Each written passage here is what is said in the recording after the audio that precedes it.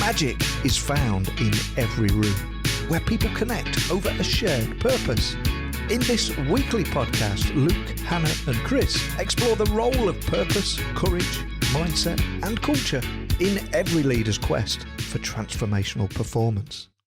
Hello and welcome to Magic in the Room. I am Hannah Braderud. And I'm Luke Freeman. And today we are super excited to have an amazing guest, Andrew Hofstetter, who we're going to, I think, have a pretty meaningful conversation, maybe, a little bit of an uncomfortable conversation for me, maybe for listeners, around some of his work in human trafficking and also missing and murdered Indigenous women.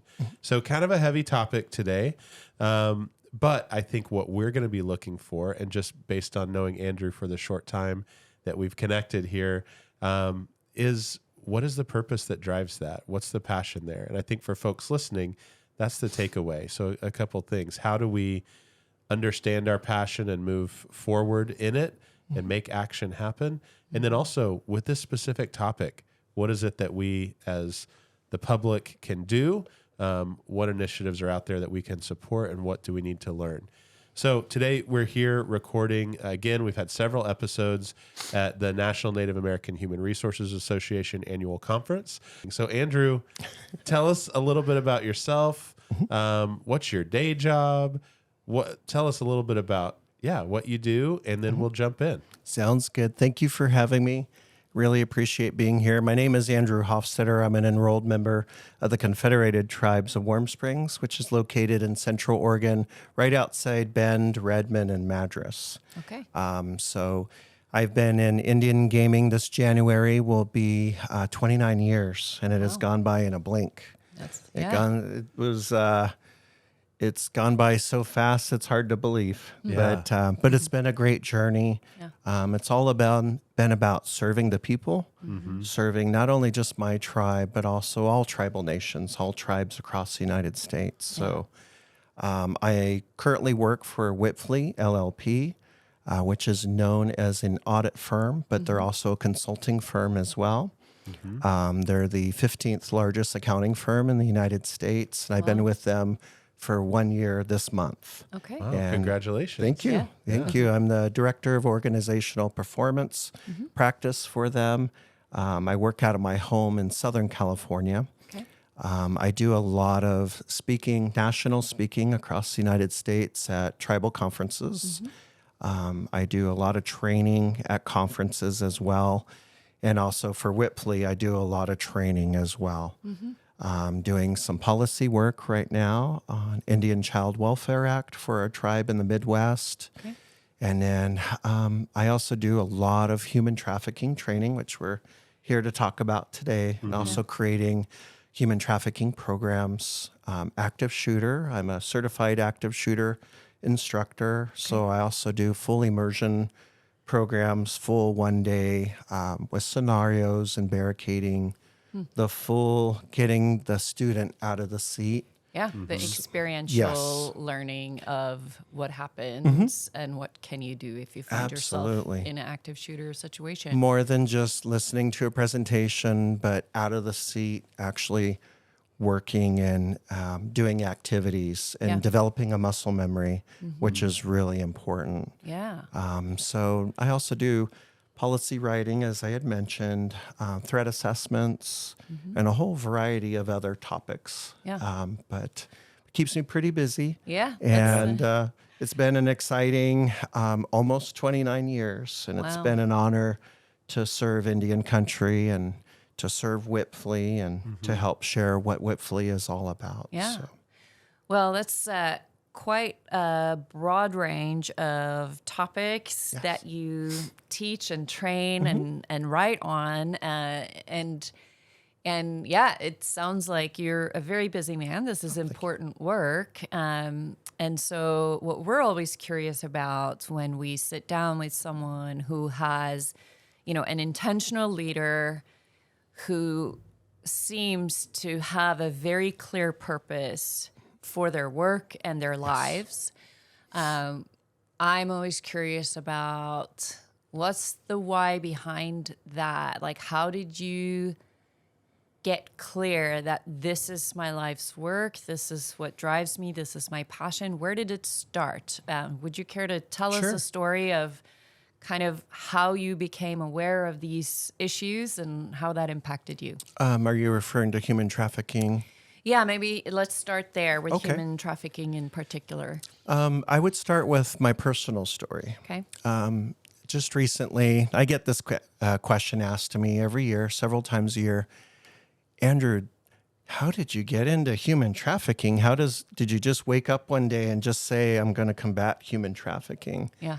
And so as long as I have enough time, I always try to share my story because I think it's important to let others know when you don't have eyes for human trafficking, and then when you do have eyes, when you're blind and then you can see, is kind of how I refer to it. So around 2008, I might be off a year or two, went out to eat, and I was there and I was busy on my cell phone. I didn't have any situational awareness. Situational awareness is being aware by using your senses, hearing, sight, sometimes it's taste or feel, sound. And it's being aware of what's happening around you and assessing what is a threat, what is not a threat, but more importantly, how are you going to respond to it? How are you going to react to it? How are you going to keep yourself safe and others safe if you can? Yeah. So I'm walking, I get up, I'm trying to find the restroom, but I'm on my cell phone.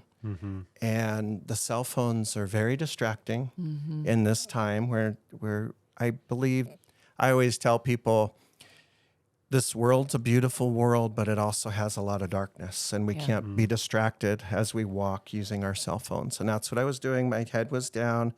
I saw a gentleman in the corner of my eye walk out, and I assumed it was the bathroom. I didn't look, and I just started in that direction looking down, and I heard things dropping, and I slowly lowered my cell phone, and I looked up, and I'm looking around, and there's 7 people, and I'm in the kitchen. Okay. I didn't even know I was walking into the kitchen. And there was 2 people. They were chopping, I don't know if it was celery. It was something, but some kind of vegetable. And they had dropped the knife, and they dropped what was in their hands. And there was a couple people doing dishes. Pots and pans went into the sink. The water turned off. And they went to, and then there was other people, can't remember exactly what they were doing.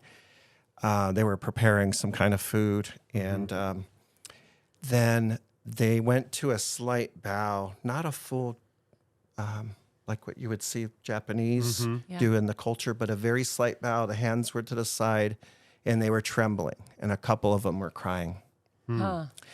And I did not understand what was happening. I was just dumbfounded. My way of addressing it was to talk. Yeah. How are you? Is everything okay? What's going on? I kept saying that over. I must have said that about 8 times. What's going on? What's going on? And I tried to touch one, and then they would tremble more and then cry more. And I had never seen this. I had never seen it on TV. I'd never seen it in my personal life. Yeah. Never heard stories up until this point to when it was happening to me. Wow. So my only way at the time to deal with it was to step out and collect myself. So I excused myself, and they remained staying like that. And I remember seeing the door shut. It was very clear. It was like, I kind of felt like this moment was getting away from me, and I didn't understand why. And I'm like, wait a minute, this is crazy. And I went to go open the door. I went to grab the handle, went to turn it, and I heard click, click, click. There was 3 locks, and I could no longer open the door. I stood there for a minute in the hallway, just dumbfounded, really not knowing what to do, not knowing, I wasn't prepared for something like this, because if you call the police, how do you explain this? Yeah. Nobody appears hurt. They're shaking, they're crying, but how do you explain what you're really seeing? How do you tie it into something that's relatable? So about 6 months later, I was home. I was listening to the radio, and there it was. That place was busted for labor trafficking. Wow. It was a labor trafficking hotspot. It was not only used for labor trafficking where they were actually working and serving food, very popular place. Yeah. But it's also where they housed labor trafficking as well. And it was busted under a sting by the federal government, law enforcement. And I remember turning it off the radio, and I don't know, it really hit me. Yeah. And so I was like, never again. So after it was that was the defining moment that changed it for me. Wow. So I wrote up a business plan for myself on how I was going to learn about human trafficking. One, what is it? So I started very general. Very first item on my business plan was to do social media searches, which there was all kinds of information, a variety of universities. So I just researched it online. And then after I was done doing that, YouTube, listened to others speak on it. And the next one was to actually present with others, credible sources, FBI, Department of Homeland Security, Blue Campaign. I was able to co-present for several years, and I just decided to make this part of my mission. Yeah. This was my plan. I wanted to also share around that time, around 2010, Chairman Stevens had asked me to be on the Tribal Gaming Protection Network. Okay. And I had served on that for 10 years, 5 years as a board member and 5 years as chairman. An amazing organization. Chairman Stevens developed it to help protect tribes internally and externally as well. So this topic really fit well into what the Tribal Gaming Protection does and the vision, along with other things that they taught as well. So I used that opportunity, especially when I became chairman, to talk about it more on a national level, and also to include fellow board members into the discussion as well, to co-present as well. And I was just amazed. A lot of misconceptions on what people think human trafficking is. So let's go there. What is human trafficking? What is the official definition? Yes. I hope you don't mind. I'd like to read the legal definition, and then I was hoping we can talk about that definition a little bit. Do it. Okay. So human trafficking is essentially stealing freedom for profit. Human trafficking is the modern form of slavery for forced labor and sex exploitation. Human trafficking is officially defined as the recruitment, transportation, transfer, harboring, or receipt of persons by means of coercion, abduction, fraud, and deception, or abuse of power of a position of vulnerability for the purposes of exploitation. Anyone under the age of 18 who is induced to perform commercial sex act is a victim of sex trafficking and does not have to have been forced or coerced. Okay. So force, fraud, or coercion, I really feel that's important. A lot of us, we feel generally safe in America, but we don't realize the threats that are before us. Human trafficking is commonly referred to as the ghost crime, happens in plain sight. You don't see it until you're basically blind to it until someone opens your eyes with training and showing you it live on the street. Yeah. And so with that being said, training and education is so important. Having the discussion, having the ability for others to ask questions, because some don't quite understand it. Some don't think it's in their city. Right. Some don't really think it exists. There's some out there that have asked me, they're like, Andrew, I thought human trafficking and slavery, are we talking about Underground Railroad from the 1800s? Are we talking about history books? And I find that as an educational moment to let them know that, yes, the Underground Railroad happened in the 1800s, Sure. but human trafficking, slavery has been around since the time of the Bible. Yeah. Since And biblical it's times and before. Very present among Yes. us today. And it happens in a lot of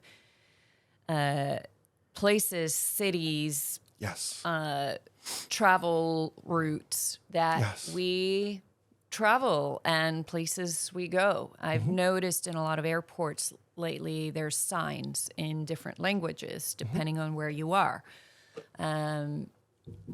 where there's calling out attention if you are being held against your will, or if you're being controlled and you are not allowed or able to leave, you may be a victim of human trafficking. Here's a number you can call.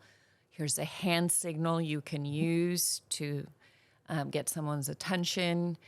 And so there is public awareness campaigns out there. And at the same time, you know, my awareness is increasing as we have people around us who do work in this space, right? We've had Jean Allert on the podcast before, who leads the Samaritan Women, who provide shelter care and support for victims of sex trafficking in particular. And she has an incredibly compelling story as well. Yes. And then my sister, Ruth Nordstrom, who is a human rights lawyer who does a lot of work in human trafficking. So I'm learning and raising in my awareness, although I haven't had a direct personal story like the one you shared where I've seen it, right? I know it happens. And that's part of intentional leadership, of leading ourselves, is to, you know, taking that responsibility for increasing our self-awareness internally and our situational awareness externally. What is happening around us, and opening our eyes to that. So thank you for sharing that story and your passion for this work. Absolutely. Thank you. May I share one stat? Please. I think it's really important to talk about this particular one, if you don't mind. So there's a report that I feel is important for everyone to know about. According to the National Action Plan to Combat Human Trafficking report issued by President Biden on December 21st, 2021, globally, there is an estimated 24.9 million people that are subjected to human trafficking. Wow. Which generates an estimated 150 billion annually in illicit funds. Oh boy. Those are pretty mind-blowing stats. Yes. And human trafficking is the fastest growing business of organized crime and the third largest criminal enterprise of the world. Wow. United Nations estimates for every one sexually trafficked victim, 8 labor slaves exist. I just wanted to share that one stat with you. I think it's really important to share that because it really brings perspective of a number around the world. Yeah. It's not just in America. It's not just in Europe. It's not just in Asia. It's all over, and it's everywhere we go. Yeah. In different forms. Just walking here in the city, I saw potential signs of it. I was just walking yesterday, and I must have seen at least 21 potential signs. Wow. Very subtle signs. Yeah. What are some of the signs so that our listeners and we can start to, increase our own awareness? Sure, absolutely. Before I dive into that, it's important to share something first. Something that sex traffickers do is they first seek out, they want to bring in recruits. They need to bring in new blood to bring people in to the fold, if you will. And so they have recruitment. And then when they bring them in, they're grooming them. Yeah. And it starts off as a relationship. The female may feel like this is a genuine, kind person. That's the appearance in the very beginning. But as they go down the road, they start to realize things are changing. And They find opportunities to take advantage of them, to use information, and that's where the force, fraud, and coercion come in. Yeah. After they get to that certain point, that force and fraud really comes right in front of them, and then they're really forced into the situation, or certain things could happen to them. And with that being said, after they're brought in, they're not allowed to have any control of their identification, passports, driver's license, those types of things. Car keys, all possessions are now gone, except the things that they allow them to have. Okay. And with that, they're not allowed to have money. They can't travel at all. They can't leave without someone going with them or without some kind of permission. Generally, there's some kind of arrangement and there's rules that they have to follow.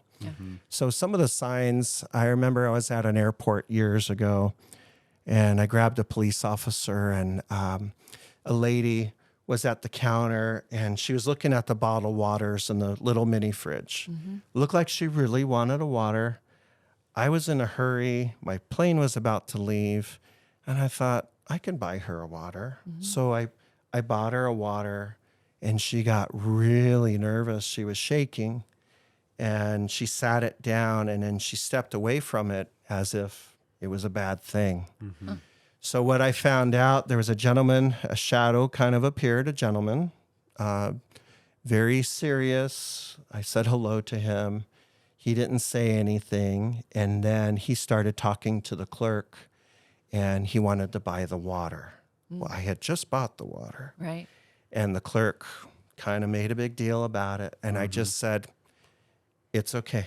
Yeah. It's okay. I'll grab another water. You sell this water. It's not worth, it's not worth an argument. Yeah.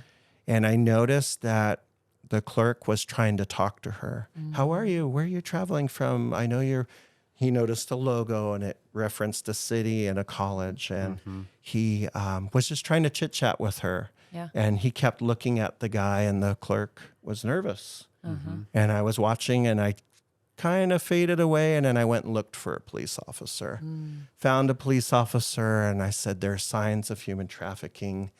He wasn't fully trained on human trafficking. And I said, okay, time is of an essence. They're literally about 50 yards around the corner, maybe 30 yards. You have a small window to intervene. I suggest you go over in that direction and call a supervisor and ask for somebody that has training. Okay. I have to catch a flight. Yeah. But here's a description.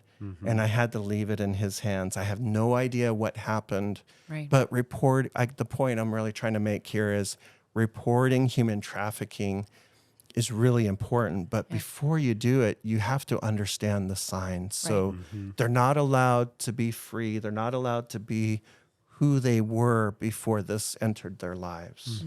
So the things that they talked about normally, things that made them happy, whether it's music or art or literature or whatever it was, that spark, that fire is gone.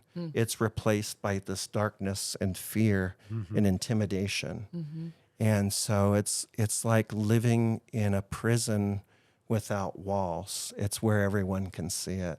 There was another incident. I remember someone sharing about they were on a plane, and this lady was traveling, young lady, early 20s, not sure exact age, but all of her possessions were in a trash bag.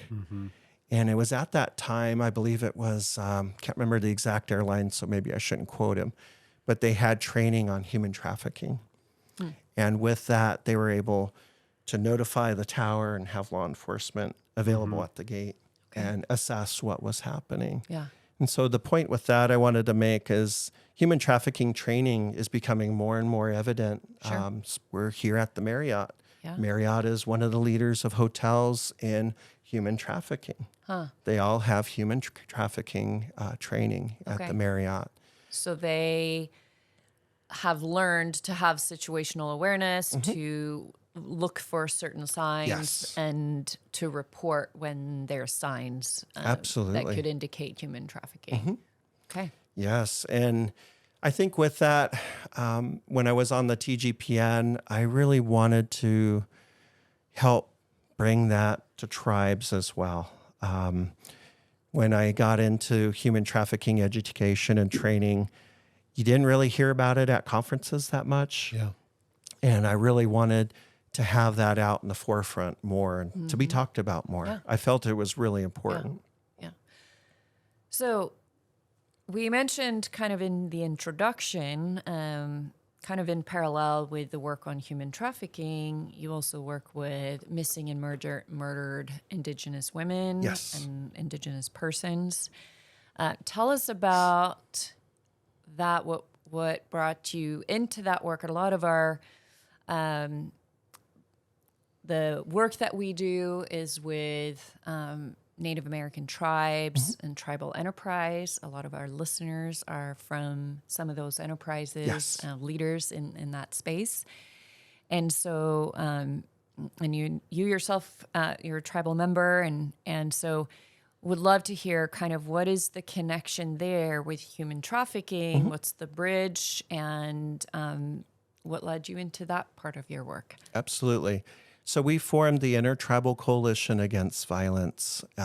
It is a board of directors that addresses specifically human trafficking, Okay. murdered, missing Indigenous women and persons, which includes men as well. And so I had this idea to create a board. I had, after 10 years of serving TGPN, I wanted to find some meaningful work that I could do.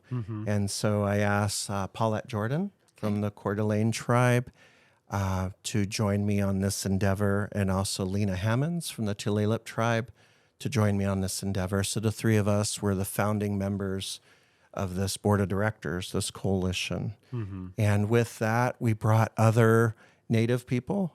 We have maybe one or two that aren't Native, but they all have a connection to human trafficking training, education, or resources, and also murdered, missing Indigenous women and persons. So we wanted to make sure that we had people that had the training and experience and resources in this specific topic, because we really wanted to affect real change. Yeah. So we are a board. We have about 10 members right now, and we're growing, and we're looking for more tribal members as well that have a passion for this topic. But really our mission and our goal is to provide training, education, resources, a library of information that already exists, also information that we may create, such as articles, educational videos, interviews, things like that. But also we want to talk about policy as well. What kind of policies should your casino have, your tribe have, your other entities? What kind of policies, what kind of regulations should you have on these topics?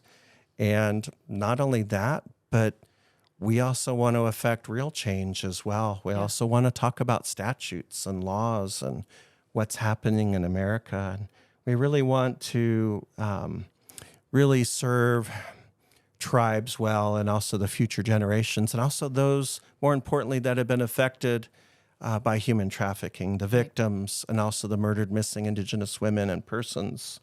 And we really want to do what we can to do our part. We feel it's important. So this is a brand new board. We started in May. Okay. Wow.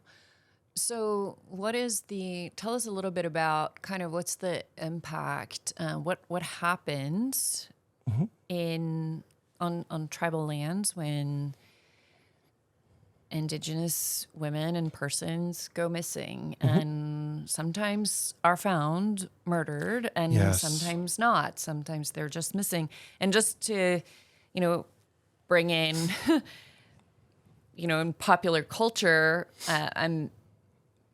there's different ways we can become aware, right, of different issues, right? Just like with human trafficking, it might be happening right in front of us and we have no awareness of it. Yes.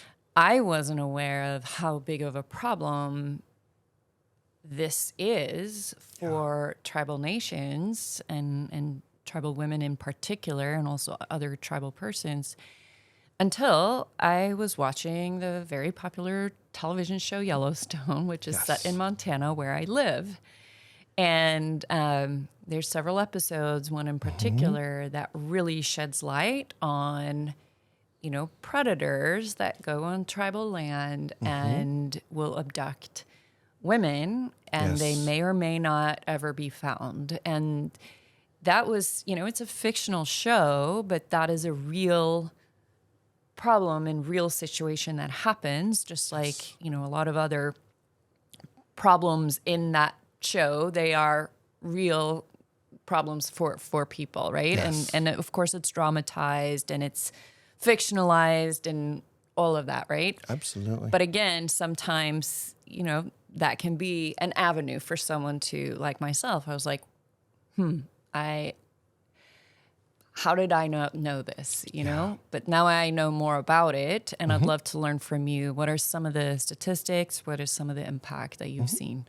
We're upon a time, a very important time right now, where you're starting to see natives in Congress and Secretary of the Interior, and there's great change, positive change in Indian country. Yeah. And with that is also the education of murdered, missing Indigenous women and persons. And what it ultimately is the Native people are underserved. When you look across America, law enforcement doesn't always respond the same. They don't always take a report. Things don't always happen correctly. I'm not saying this with every single law enforcement. Right. However, it's not being reported. And with that, you do have some tribes that have taken action. They have programs now for murdered, missing Indigenous women, and they work well with law enforcement. Their local tribal police, their local police outside that, and then also possibly state and federal. However, it's taken a great push to make some of these changes on certain reservations to happen, and there's much more needed work to be done because it's more common than people really realize on Native women disappearing, and also men as well. Sure. And I think that's important to talk about because as I go on I consider us all fellow travelers, and we're all here to help educate one another, just as you educate me on your life. I do the same. And with that, I really feel like we grow awareness in our travels and that someday you may see some signs in the future. But these two topics are just such a strong passion to me. Yeah. I really feel, along with the others on the board, that's why they're on the board, we wanted to have people that had true passion on this because we wanted to do everything that we could. Our hope is to become a nonprofit and to have staff that work on our endeavors, the coalition, full time, and to actually affect change, affect policy and statutes. Yeah. And as I learned more about murdered, missing Indigenous women, listening to stories, the very heartbreaking stories of the loved ones that have gone missing. I know we have quite a few in Warm Springs with my tribe. But listening across the nation, it just really breaks your heart. Yeah. And you just think to yourself, how can this happen in 2022 in America? Right. How can this happen? And it's happening every day, just like human trafficking. It's happening every day. So, yeah. So when I hear, your story and the things that you're passionate about, today our focus is human trafficking and missing and murdered Indigenous women. But, you just kind of glossed over at the beginning, like work with policy writing about Indian Child Welfare Act and active shooter training and risk assessments for organizations and properties. And so, it's hard to miss that theme in there of protecting people who maybe don't have the resource or the awareness to protect themselves, training other people to reduce risk for vulnerable people. So I'm curious, tell me about that theme. Am I hearing you correctly that that's kind of a theme of your passion? And I'm kind of curious if you when you think about your personal purpose, how does this serving, protecting, educating to be able to minimize risk for those who are vulnerable, does that tie into kind of your personal why? Absolutely. When I was little, my grandpa, he always said, Andrew, he called me Spachen, that's my Indian name, and he said, we're of the Thunderbird people, and the Thunderbird people are great protectors. They protect we don't only protect just our family, but we protect our people, and we protect everyone else around us, other nationalities, other families, other people that we don't even know. And from, 3 years old until he passed, until I was about 12, he really drilled into me the importance of protection, the importance of family, the importance of having not only brothers and sisters of blood, but brothers and sisters in the Indian way, non-related, that we are all related in this world, no matter what continent that we're in. And with those teachings, it really struck a chord with me. And I practice what he taught me about being a part of the Thunderbird clan and what it means to truly serve the people. At the end of the day, it's more than just us. It's more than just our spouses. It's really about the future generations. The future generations are the greatest resource, for they carry on after we're gone, our customs, traditions, and stories. So that's the passion behind. You're right, there is a theme behind what I do: protection, body language training, the variety of other things. It all has a common thread that goes through each one. And I carried that with me on my journey. And when I got into Indian gaming, working in security, and then when I worked in the cage at Verona Casino, and I really picked up on the deceit that could happen, the counterfeit documents, the way people try to use things, and fraud. And then working on the gaming floor as a floor person as well, really opened my eyes to manipulation on, no, I really did win $10,000 and they really didn't. And then when I worked in surveillance, I was part of a program where I got to work in different departments for tribal members, and I worked in surveillance. And that is the defining moment when I realized I'm really a regulator, which are protectors. I'm really a regulator. There's statutes, there's regulations, there's ordinances, compacts, minimal internal control standards that have to be followed for the entire property to protect against what I would call in the Indian way, the wolves in human form.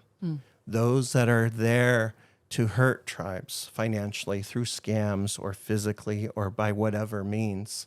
And that's why those regulations are so important to me. And working in surveillance, it really opened my eyes, because you're not watching television. It's real life happening right in front of you, and you're able to do something about it. And that's really what catapulted my journey. Sorry, I don't know if I answered your question, but no, that's great. I mean, and I think about, the formative moments, and you've hit on some of them that really solidified for you these things. So sharing the story of, walking into the back room in the restaurant, clearly formative moment. Connection with your grandfather and taking on that identity of being a protector. Are there other moments in your leadership journey that you say, yes, this was a time that it clarified what I care about, it clarified my role, clarified my purpose, or really taught me a lesson or built a skill that I needed to be able to effectively regulate, protect, and I would say, have courage, right? Courage to act. Even the story of going and finding the police officer in the airport. People run into situations that seem off regularly, but you have done something about it, whether it's going to the police officer in the airport or founding a nonprofit, pulling together a board to actually affect action to make a difference. So, I'm curious, other experiences, other things that you feel like have been kind of those formative moments for you? mentoring, I feel I've done a lot of mentoring. Yeah. And I feel mentoring is really important to mention. I know a lot of tribes out there mentor, but it is so important. We're not going to be here forever, just like my grandpa would say. So you have to pass on your knowledge, your teachings, your stories, your experience. You have to download it to them so they can have their own experiences. They have a baseline of knowledge to start, and then they build up. So mentoring has been very important, and I have a story about that if we have time. Yeah, I don't know. Let's go for it. Yeah. But when I was on the Tribal Gaming Protection Network and I was chairman, I realized that I may not be there forever.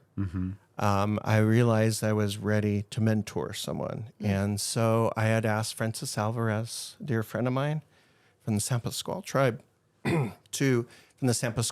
to come join us on the board, which she accepted. And I told her on day one, I'm going to mentor you to be chair someday, not today, not next year, not the following year, but someday I'm going to realize that it's time for me to go and to allow you the freedom and the ability and the teachings to take it where you want to go. I'll take it to this far, but then you take it to the next level. And then someday you'll ask someone to do the same in your stead. And so we went down this journey of mentoring, and it was incredible because there's questions and there's a variety of dialogue and there's a lot of learning. And then she was just growing. And then we reached the moment of 2020. What happened in 2020? The pandemic. But just before the pandemic, literally just before it really exploded here, there was a defining moment. My son died. I'm sorry. I'm sorry. And I realized it was that moment. That was the time. That was the time. I had a feeling something was going to happen. And it's like my grandpa was preparing me. And so I let Francis know and I let the board know that I was going to be leaving. We had bylaws that had to be followed, so she had to officially run. And I remember this defining moment. Me, Davey Apondo, and Les Stanley, we met at a Mexican restaurant in Valley Center. And that was the moment where we asked her to run.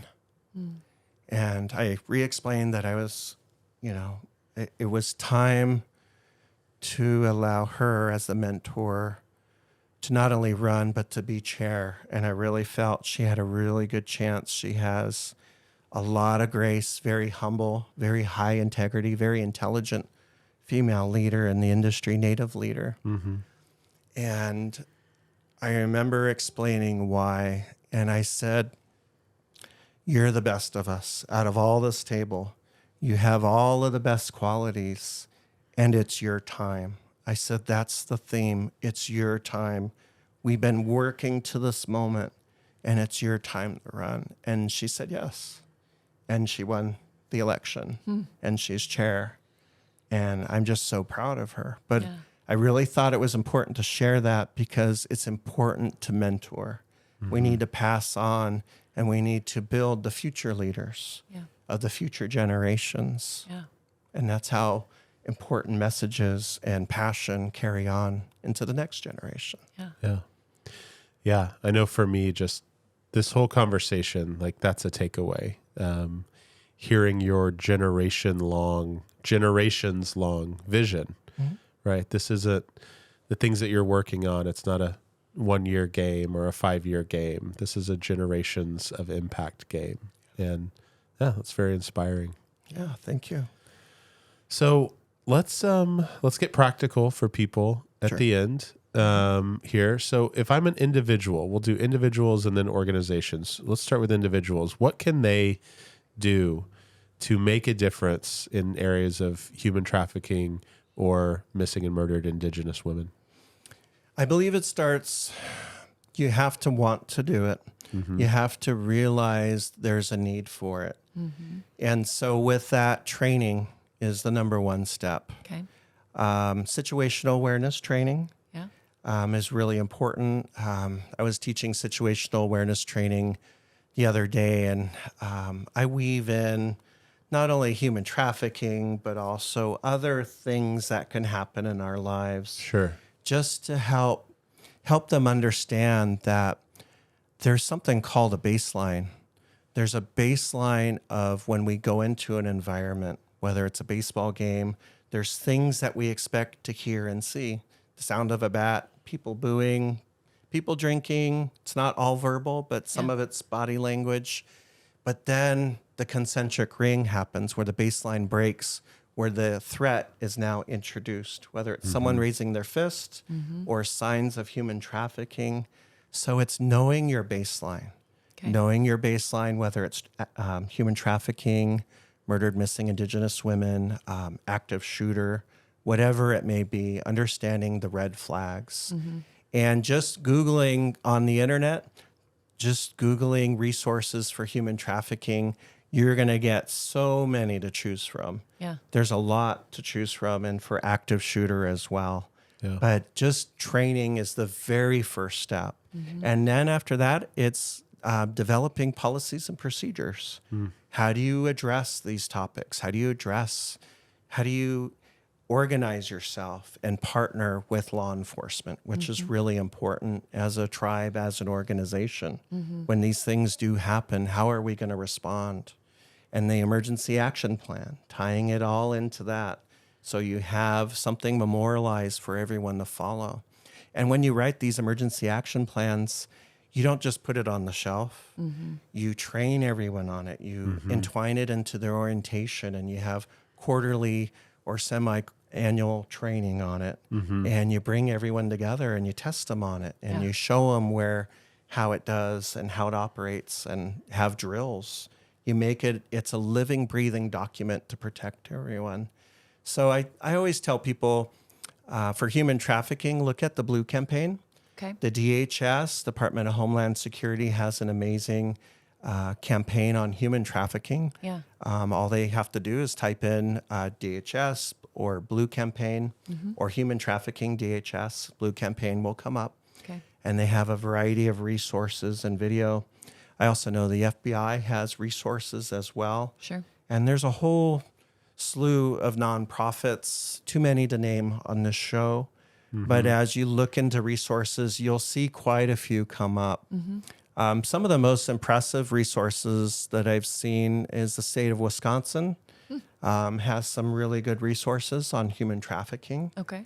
And there's all kinds of trainings that we offer and other entities offer that really dive heavily into the topic. Yeah. But I feel training is the most important. Yeah. Yeah. And you touched on, for organizations, there's that level of they need to be trained, they need to understand, but then taking that next step of how do we encode this into policy procedure? Then how do we keep it evergreen, training consistently? So, yeah. Well, if folks want to get a hold of you, if they want to reach out, how would they find you? Where would they find you? Social media. I'm on LinkedIn. Okay. So Andrew Hofstetter, Hofstetter. They're welcome to reach out to me on LinkedIn or Facebook, or I don't know if there's a way I'm happy to share my email and cell number if there's a way to do that. Sure. Through some kind of script or whatever you recommend. Sure. But I encourage tribes to reach out to me. I'd more than welcome to have the courageous discussion. And often it is, because some don't think it's happening in the middle of nowhere. Yeah. Where actually that's a pretty good place for it to happen. Right. Yeah. So those courageous discussions, that's where the education and the knowledge and information really transfers. Yeah. Yeah.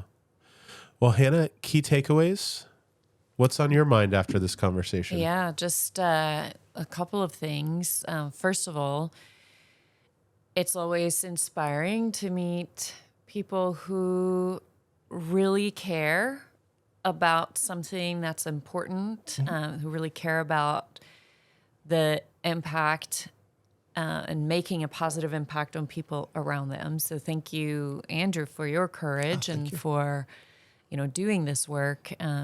And just some of the things we've talked about, just seeing those themes of, as we work with individuals and organizations to discover their purpose, like looking at what are those defining moments, where are we at our best, where are the moments that we became aware of something that's important, right? Yes. And to be able to kind of look at that common thread through your life and say, this is why I'm here. Yes. This is who I was made to be, right? And to have that level of clarity, very few people do. And the more we can become intentional about what kind of person we want to be. And there may be listeners out there who are thinking, I don't have any of these experiences, or I don't have that kind of courage. Well, I think, look around you. Who are the people you care about, and what are some things you can do? And so, I think it takes a small action to get started. Yes. Right? And so what is something small that we can do? That's my invitation for myself and for everyone out there. Let's start looking and making some choices. Absolutely. Notice, choose, and act. That's kind of our model for intentional leadership, right? When we notice something, Yes. we have a choice. We can't make a choice about something we're not aware of. Yeah. But when we're aware, we have a choice about what we do about it. And then we have to have the courage to act. And so Absolutely. that's probably my biggest takeaway is seeing an intentional leader here who has noticed, made choices, and then taken action to make a difference. So thank you for that. Thank you. And if I may just have one closing comment, if I Please. may. As I mentioned earlier, I kind of see it how my grandpa taught me, wolves in human form. They're people, they appear nice, but they're actually a wolf in human form. So we're all fellow travelers, no matter our backgrounds or who we are. I really feel we have the responsibility to be active participants, to have the ability to listen and learn, and to have eyes and no longer be blind to human trafficking, but to have eyes for that, to no longer be blind to murdered, missing Indigenous women and persons, but to have eyes for it. Because once you have eyes for it, you can't unsee it. And I think I just really wanted to end on that point, if I may, just Please. the importance of that, of how profound that is, that everything that we do, it's more than just us. It's really for the future generations. Yeah. But thank you for having me. Absolutely. I'm honored and humbled to be here. So thank you. Yeah. Well, likewise. Thank you so much. We really appreciate your time, and we appreciate the folks listening. Thank you so much for joining us. You can find us at purposeandperformancegroup.com. If you want to access a video version of this, they're uploaded to Purpose and Performance Group's YouTube channel, and we would love to connect with you. And I encourage everyone to reach out to Andrew if you need help becoming aware and getting training, because I 100% agree with you. We all have responsibility, right? And with responsibility, like, we should be seeking out higher levels of awareness. Yes. Not just when we're a kid, not just when we're a young adult, all of us always. How do we continue to be more responsible, more aware? And so that's my challenge today, walking away from this. How do I become more aware? So thank you for laying that out. Yeah. Magic in the Room is hosted by Chris Province, Hannah Bratteroo, and Luke Freeman, and produced by Ben West. Theme music is by Evan Grimm. Title track Fake Love, available on Apple Music. And this podcast was recorded at Storycatcher Studio with video and audio editing and production support by Brad O'Hara and Alicia Crum, with inspiration, strategy and technical support by yours truly, Neil Hughes. Magic in the Room is a production of Purpose and Performance Group. You can find us at purposeandperformancegroup.com, and remember, previous episodes are available at magicintheroom.com.